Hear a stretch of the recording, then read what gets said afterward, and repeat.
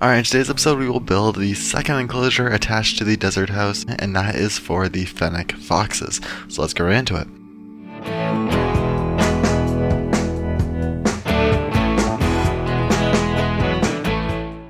Alright, so hello everybody, and welcome to episode 2 of the Desert House. Obviously this is a project in Oakwood Zoo, of course. This is really episode 50 maybe, I'm not sure. That's kind of embarrassing if it is 50, I didn't know it. Anyway, so in today's episode we are building the second enclosure attached to the Desert House. In the first enclosure we built for the honey badger, as well as actually making the structure of the house. In this episode we are building onto what we built in that enclosure, or in that episode. Basically what we have in the Desert House in the entrance part, or when you first enter that big wall where the big entrance is, you have to the right is where the honey badger enclosure is. You have that nice little outdoor mesh cage or mesh enclosure where you the window and all that stuff. And on the left of the staircase and the entrance to the building is the space that I did have left open, which was now what we were building in today, which is for the Fennec Foxes. Again, I know this isn't you might have expected me to build for the Asia Animal Pack animals. However, first of all, I have other things to really do in the zoo.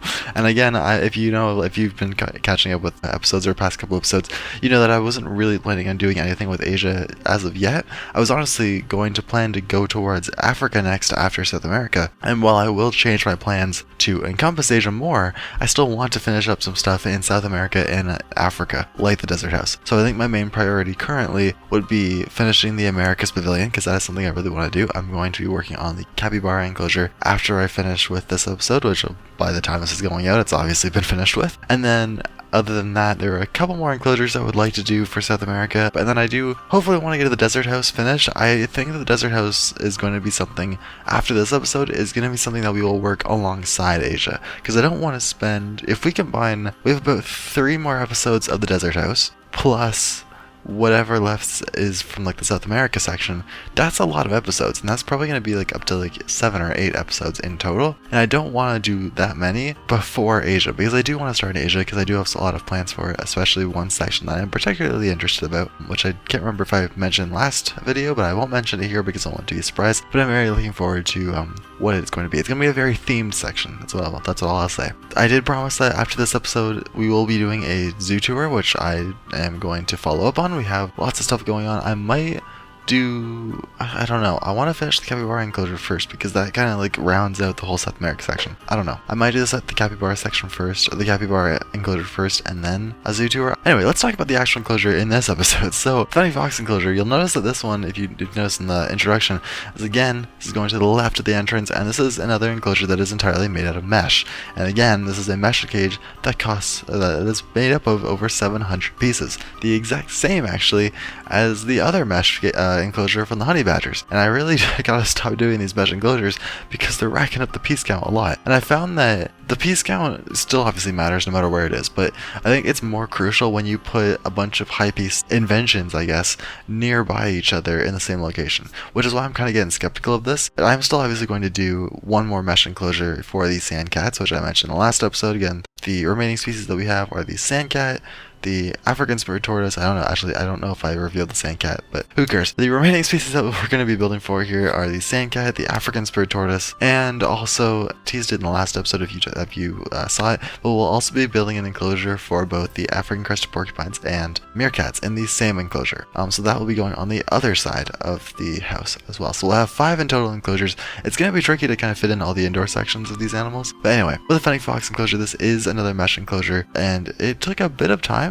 I'm no master at mesh yet. I've only learned basically the basics. It's just basically I'm mainly doing the curves and stuff. You basically have to start with your framing of you have to, because with the mesh you can turn your camera a different way or a certain way and you can't see the mesh at all. If you have a couple times that I after I finished the enclosure, I tapped on all the mesh and I made a group of it, and then I couldn't see some of it depending on how I moved the camera, and that was wait, did I put mesh there? And then I moved the camera and it was there. I was okay, thank God. And so it's definitely finicky. The biggest tip I can give is definitely start with something you can see, which is usually the framing. You would usually have the beams that are the structural support, and then after that do the mesh. Or what I did here, which I think I did show in the beginning of this speed builders footage, is that I made for the rounded part at the end, you make one, I don't know, one triangle kind of shape of it, where you basically take the frames and you do just the frames and duplicate them in a circle just once. Make that kind of, so it's basically like you have like 2 slices of a pie, kind of think of it like that.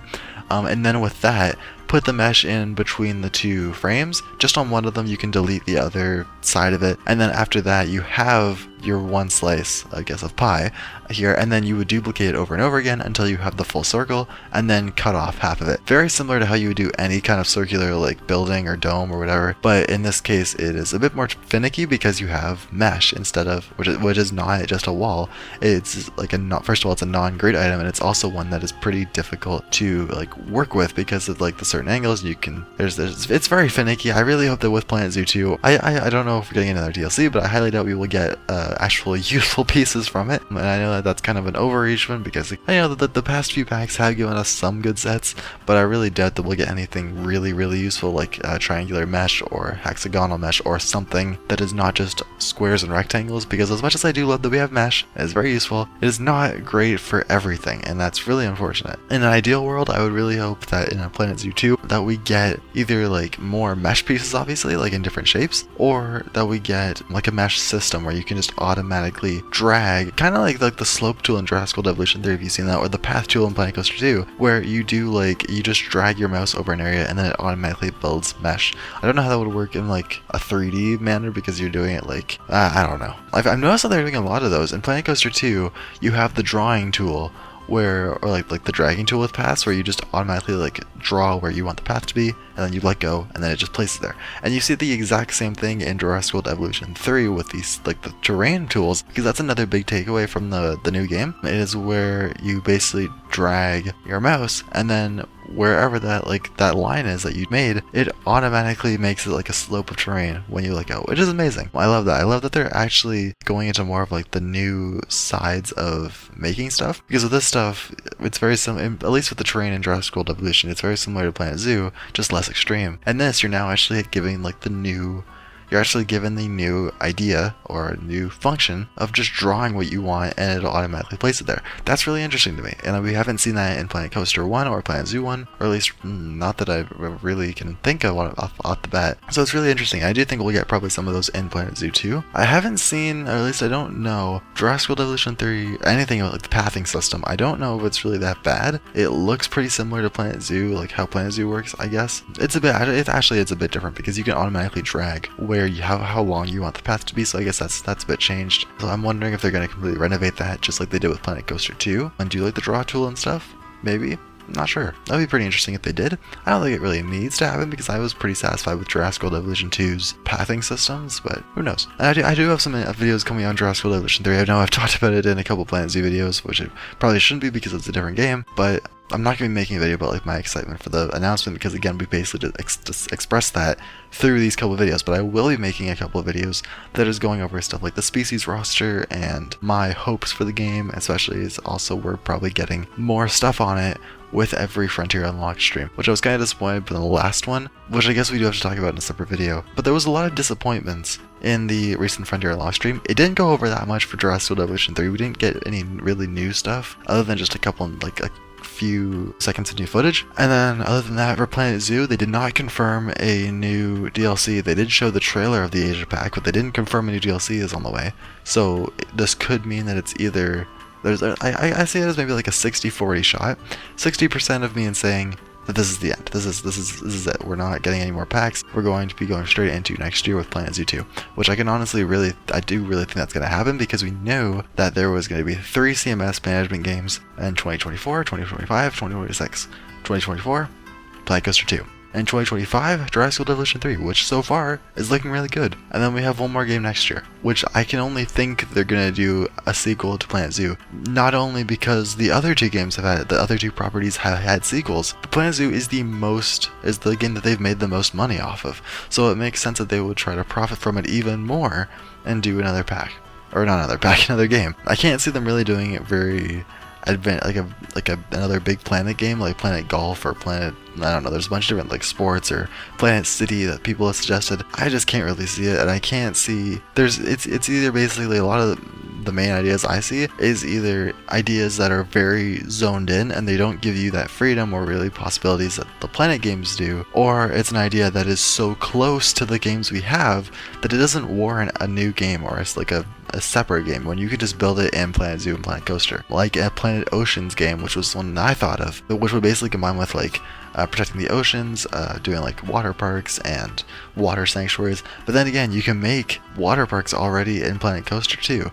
So it doesn't, you're already stepping into that water kind of like aspect of it, which doesn't really separate it that much. But anyway, that's a separate tangent here. Back to the enclosure again. I keep getting off topic here. So this was probably definitely an easier enclosure to build than the honey badgers. Honey badgers took a lot of time to actually do, like, because that was the first enclosure of this house, so I was kind of laying out what I actually wanted it to look like in the end. With this one, it was still a lot different, and you'll notice that a lot of the background rocks and foliage are different than the honey badgers, because the honey badgers I used a lot of greenery and a lot of like bright colored green and yellows for the foliage and the rockwork, because I think the honey badgers are from a variety of different habitats, like grasslands, which I think was the one I mainly took inspiration from. And then with the Fennec Fox enclosure, I used a lot more yellowish, brownish plants to kind of give like the desert vibe. And I even used the desert rocks instead of the tropical rocks, which I think I used in the honey badgers one, which could help influence the desert vibe of the enclosure, which I think turned out pretty nicely.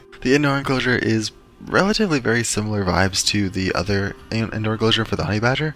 The window, I merely copied exactly the same from that, which makes sense because, again, it's in the same house. You're going to see a lot of similar stuff, and we're probably going to use those kinds of similar things with other enclosures like the sandcat, the tortoise, and the porcupines. I don't know what I'm going to build for next in this house specifically. I know we're going to go back to capybaras. We're going to finish that. I don't know what I'm going to build for this house next. I really want to build for the porcupines, because that's going to be one of the fun ones to build for. But then again, sandcats are also, honestly, I'm excited for all of them. The other one I don't really have too many ideas for is the spurred tortoise, because I know that I have a limited space to work with that, and I don't even know if I can fit in a indoor section. I might have to extend the house again, because in the first time when I was building the honey badger enclosure, the house was a lot smaller because I did not really think through how big the actual enclosures needed to be. But then I moved it back and I made it a bit bigger in the cinematic shots, and I might have to do that again. I don't know. The porcupine side is fine, and the honey badger side is okay. The main thing that I'm kind of a bit nervous about is the African spurred tortoise, because I have room for probably one of the indoor enclosures, either the sandcat or the African spurred tortoise, or I could try to do like two really small windows. So I don't really know what the play is for that, but I guess we'll figure it out when we get to it. The other thing I wanted to talk about, the ranking videos, because people are very, very much enjoying the ranking videos, and I appreciate every one of you who is watching those videos, because the bird ranking video has just reached 10,000 views, which is unbelievable to think about. It is obviously now the most viewed channel, or the most viewed video on the channel, and the cat video is up to, I think, 9,500 views at the time of recording this. So it's approaching that, and it's comparing them, it's actually approaching it faster than the bird video did. But the bird ranking video was like a month old, or like 3 weeks old. It's just now getting to 10,000 views. Now at this point now with the cat video, it was only released a week ago, or just about, and it has been up to almost that exact same amount, so it's getting to it a lot faster. So I'm wondering how much is it gonna really grow past that. So let's see where it ends up. I'm really appreciating, I really love how you guys are enjoying the ranking videos, and I was really pleased to see when I asked last video, a lot of people responded with like what they want to see for future ranking videos, and I will try to get to most of them. I'm gonna start by I am gonna be unavailable for a couple of weeks coming up in July, so I won't be able to do too much. I'm gonna try and make a ranking video to publish for when I'm away, so it won't feel like it shouldn't feel like I'm even gone. But I'm gonna be ranking a pretty popular group next. I think after this next ranking video, we have covered the big three of the groups of plants. So we've done the birds, we've done the cats, and we're gonna do one other one that a lot of people have requested. And it's honestly pretty easy for me because it's not there's not as many animals to rank as these past two, because the past two have been up to 15. And honestly, the most time-consuming part about these is making the script. I want to make a script for these ones. I've debated doing like just yapping like off my head or whatever, like off my mind, but I don't really want to do that, because again, I can mess up and I could say something that is misinforming, while not realizing it, and then having to like retrace and like re-record that part and then writing out a script to fix my mistakes. It's just a lot easier just to write a whole script for it. So this next group is a bit less with how many there are, and then after that we will probably do more ranking videos for a few other groups that is a bit more small, like bears or dogs. Dogs is a popular one I saw that I will definitely go do eventually, probably in like August. But there will be one releasing in July, maybe two if I can get one at the end of the month, but definitely one July one. And I think honestly it's a pretty good mix to do one ranking video a month. And I do want to spread out doing like ranking videos with speculation and fun other stuff, especially obviously record or for other episodes for this series, because I definitely don't want to give up on this, and this is definitely my main priority with the months to come. But anyway, I think I've yapped for long enough. We are hopefully approaching the end of the speed build here. I hope you all have enjoyed this video. If you did, please hit the subscribe button. It means a lot to me, and it means a lot to the channel, because we are growing at a very like an exponential rate here. We are approaching 2,600 subscribers. We just hit 2,500 like a week ago, I think, so that's insane to think about. We've gotten almost like 100 new subscribers in the past week. But anyway, that is pretty much it for that. Again, if you did enjoy this video, please hit the subscribe button. If you want to check out the ranking videos and you haven't yet, I will link them actually at the iCard, or I will link them at the end of the video in like the pop-up, or I will probably link them in the description as well down below if I remember, which hopefully I should. Anyway, I hope you all have enjoyed, and I will see you all in the next one. Cinemax shots should be coming very soon. Bye guys, have a great rest of your day.